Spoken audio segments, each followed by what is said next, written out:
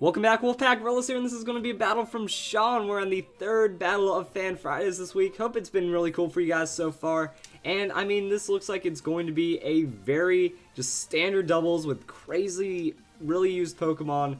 And I'm excited to see how the rest of this goes through. So, Talonflame, Kangaskhan Open, very strong, very powerful, just a lot of raw damage and potential speed control with all that priority threat right there. And then Scizor. Scizor does not want to be up against that Talonflame, so it's just going to go for that Protect and see how it goes.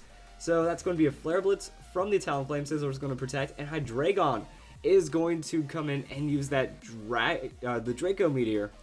So how much damage is that going to be to Kangaskhan? Not enough damage to knock it out. Kangaskhan does have a good amount of hit point bulk right there. And Ice Punch is going to come from that Kangaskhan. And that's most likely a very knocked... What? Huh. I was expecting, pretty much by all accounts, that Hydreigon to be completely just knocked out. So Brave Bird going to priority pick up the Hydreigon. But then it looks like Scizor can also trade with a Bullet Punch or something. And we're going to see if that's really what ends up happening. So Scizor's going to Bullet Punch. And that's going to be Kangaskhan going down and Hydreigon going down this turn. With, there's still some threat for that Scizor. The Talonflame, it would have taken out something at this rate. And that's going to be Gyarados and Garchomp now entering the field. So Scizor's going to Protect again. Going to get those Mind Games on. And Flare Blitz from that Talonflame. It's like you can't take that risk. If it gets set up, it could do some very scary things. But also if it's a switch, then that's just free damage. So Gyarados, it's going to do its thing and get a Dragon Dance, going to boost up into that speed. Speed Raise, Attack Raise, and Waterfall is going to go and hit Talonflame. So now it's getting those outspeeds. Looks like Talonflame was going for that Flare Blitz again. Didn't want to Brave Bird anything. Really wouldn't have done too much right there. And this Gyarados is rocking Moxie. You just never hear about that. I almost want to look up the usage on that. So Gyarados also very tanky. It's going to survive that Outrage with a good amount of health. Now it's at +1 speed, +2 attack. Scizor's getting hurt by the Rough Skin, and Garchomp had Focus Band. So Garchomp trying to play a little bit of risk itself. I think the Focus Band is a nice little bit of tech, and that's going to be Ice Fang from the Gyarados, from the Gyarados, and Garchomp is definitely not surviving that one, especially now that it doesn't have its Focus Band. Rough Skin's going to do a little bit of damage, but I think it's going to be okay right there.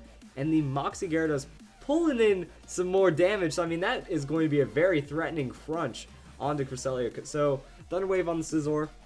Really not much else can be done right now, so Scizor has a chance of getting paralyzed. Knockoff is going to be a pretty decent hit. I thought it was going to do more damage, but it really didn't. Rocky Helmet knocks off Rocky Helmet, does a little damage. Scizor going to be healed up by the leftover. So it looks like just pure tank Scizor, not really getting ridiculous damage, and the opponent forfeits right there. So let me go and check something. Pokemon Global Link. I want to know what the usage on Moxie Gyarados is, because you always see those Intimidate leads. It's very strong. Like Intimidate against that Talonflame and Garchomp.